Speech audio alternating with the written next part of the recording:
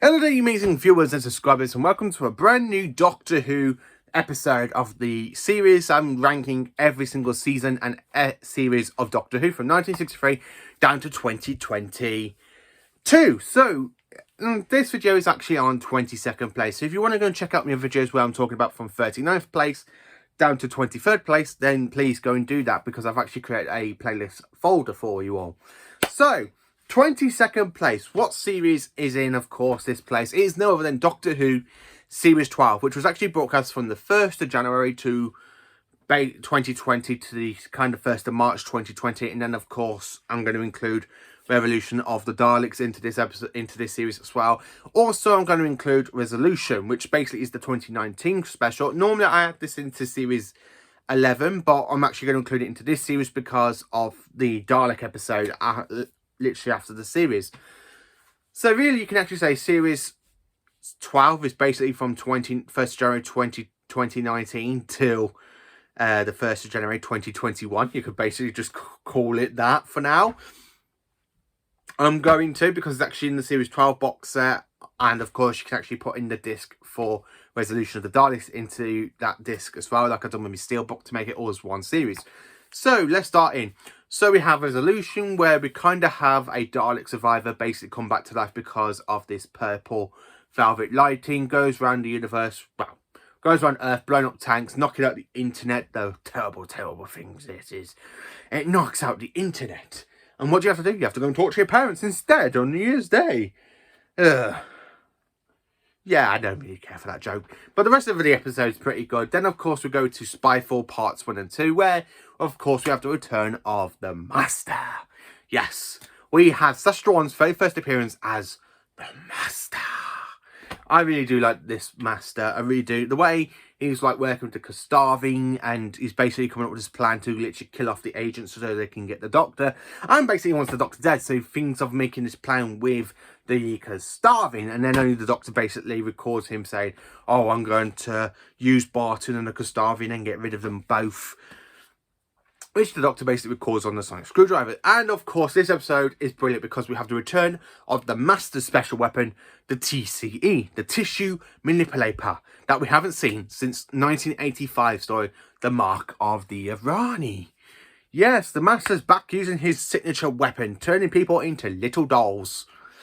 I just really love this. I love the fact that we go back to very, very old school Master, and we have callbacks to the Deadly Assassin and stuff, and of course also with the 13th Doctor and this Master. I really do get like Pertwee and DeGarda vibes, or Davison with Ailing vibes, or McCoy Ainley vibes, and of course, you know, like Peter Capaldi and Missy vibes. Even Tennant and John Sims Masters, I get vibes. I really do enjoy this episode. Orphan 55 is next, and that's episode 3. Oh my god, this one's just terrible. And it has that woman going, "Benny, Benny, Benny, Benny, Benny." Knock that one out. Then, of course, we literally go into the next episode, which is known as Dick Tilsley Nightmare of Terror. And this one's brilliant. This is literally one of the best episodes of the series. I absolutely do enjoy this episode. I have to admit, I do like what they were trying to do with it. I love the fact we kind of had the actress that plays Rani Chandra from the Seven Adventures back in this one. And she's actually playing an alien, which is pretty cool. I do like the alien's design. Very much like the Racnos vibes. I really am getting so many vibes to the Racnos in this episode. Episode 5, we have the return of Dee-Jadoo, and of course a fan favourite person, aka Mr. Captain Jack Harkness, played by John Barrowman. And of course we meet a secret incarnation of the Doctor. A bit like Series 7, where they introduced the War Doctor, where in this one it's just kind of different, because we actually meet a Doctor known as the Fugitive Doctor, which is somewhere before Hartnell's time. So yeah, we kind of have a Doctor before Hartnell now. Well, we've got several Doctors before Hartnell now, so yeah. I'm going to hope Russell T Davies kind of expands more on this one, because Chiddle just basically did it and then he's just literally effed off somewhere else. And he's kind of left this whole problem with the Timeless Children hanging over the show now. So, the fact that we have to do back, we got a Fugitive Doctor played by Jo Martin, who's absolutely brilliant. And of course, we are in Glasgow for this one. They go to a lighthouse. She breaks their lighthouse. We have the return of a classic TARDIS, very much like Hartnell's TARDIS.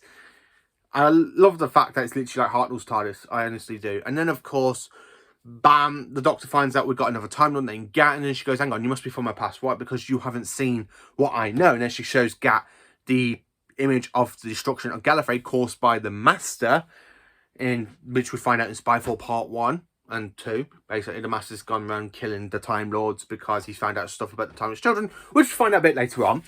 And then, of course, everything goes back to time. The fugitive Doctor goes off back into her own time. The 13th Doctor is just basically there sulking, saying, everything's coming for me. Jack, Cybermen, you know, what else is out there for coming for me? Yeah, okay. Then, of course, we go to Praxius, which is another bad episode, but it does literally help with the key LBQ, the I can't remember. It's just I'm just going to call it the pride stuff. I really do enjoy that episode for that. Then, of course, episode 7 is Can You Hear Me? With the hand guy that literally pops his fingers off and shoves around people's ears to make them dream, so he literally can come across a plan to rescue his sister and to destroy the universe, which is basically stopped somehow. I can't remember. It's been a while since I watched it. Next episode is, of course, the haunting of Philidoti. So we have Asher the Lone Summon coming back in time for the Cyberium, and he does get it. The Doctor gives what he wants, and then she chases after it at the end of the episode with Ryan, Graham, and Yaz, which leads into my favourite episode of the series, which is, of course, Association of the Cybermen. So we have a new design of the Cybermen. What makes Cybermen scream? Well, it turns out another Cyberman called Astrid can, and the Lone Cybermen. So we have the return of the RTD Cybermen, and of course, going around with Ashad, fighting on whole, basically damaged ship with cyber warriors, opens them to create a new cyber army, and the Doctor goes to the boundary where Kastarvin basically opens up the boundary for her, and she sees Gallifrey and the Master coming through and go, wow, be afraid, Doctor, because everything you know is going to change. And that goes to the cliffhanger. And then, of course, jumping into the next episode, which is the Timeless Children. So we find out the Doctor is actually the Timeless Children. They have had so many lives thanks to Tactilian bringing them back to Gallifrey and experimenting on them, killing each one of them. I mean, come on, this woman should be in prison. She experimented on the child just to get a regeneration power and basically wipe the child's memory. Like, yeah, okay, and that becomes the Doctor. Yeah. And, of course, we kind of have this whole thing with the Division as well. And of course the Doctor and the Master basically are in the Matrix, kind of like talking. The Master's there showing her trying to break the Doctor and stuff, and of course Joe Martin's Doctor does pop up at the end, and the Doctor goes, oh no, how many more are there of me out there? I really like the way Joe Martin goes, have you been prepared to who you've been before? Well, no, there you go then, snap out of it.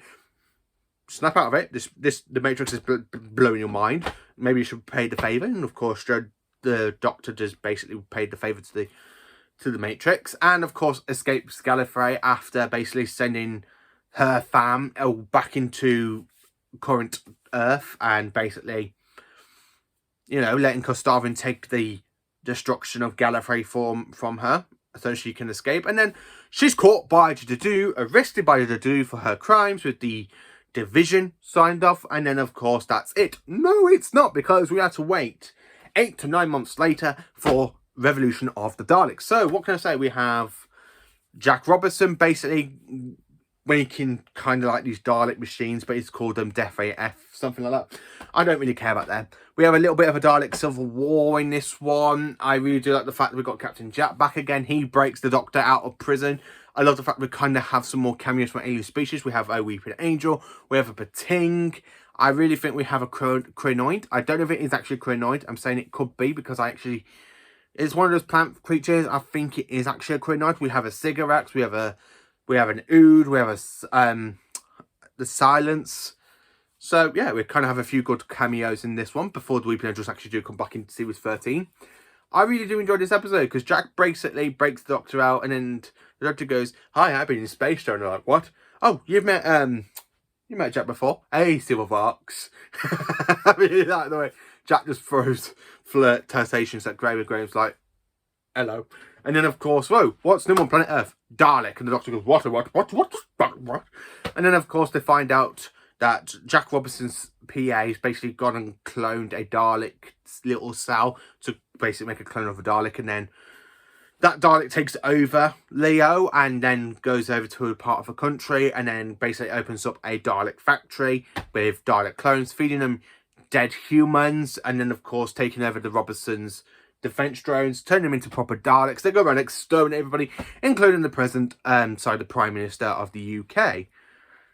I don't know if it was supposed to be the woman that was in charge of the country back at that point, but I don't really care. So we kind of see her die. So the Doctor has to call the SAS Daleks for help, and they do. And then the Doctor's got to think of another way of getting rid of these other Daleks, and to do that, she basically kills another TARDIS. Yeah, I don't really get why the Doctor just basically sacrifices another TARDIS. A TARDIS is alive, it's omniscient, and then of course it just sends it to the time vortex to basically disintegrate with all these Daleks inside it. And then, yeah, at the end of it, of course, Graham and Ryan basically leave the Doctor and Yaz, and they go off and do their own thing.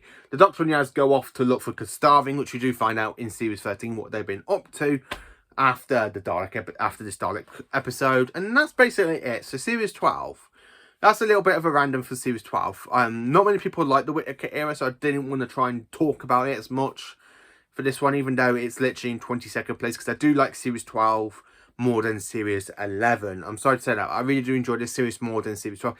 Even though it's got like 3 episodes that are complete utter duds, which is literally Orphan 55, Praxeus, and Can You Hear Me? They are literally the 3 duds. But the rest of the series is a very average series, really. I mean, the best episodes for me is definitely Spyfall, Nicola Tilsley, Nightmare of Terror, you know, the Fugitive of the Jew episode, and then of course Associate of the Summon. They're the best episodes for me, plus Revolution of the Daleks. That's the best Dalek episode from the Whittaker era. So let me know in the comments, what do you think of Series 12? Is it one of your favourites? Is it not one of your favourites? Let me know. Please do like, subscribe, and share, and join for more awesome Doctor Who content. Have a cracking day.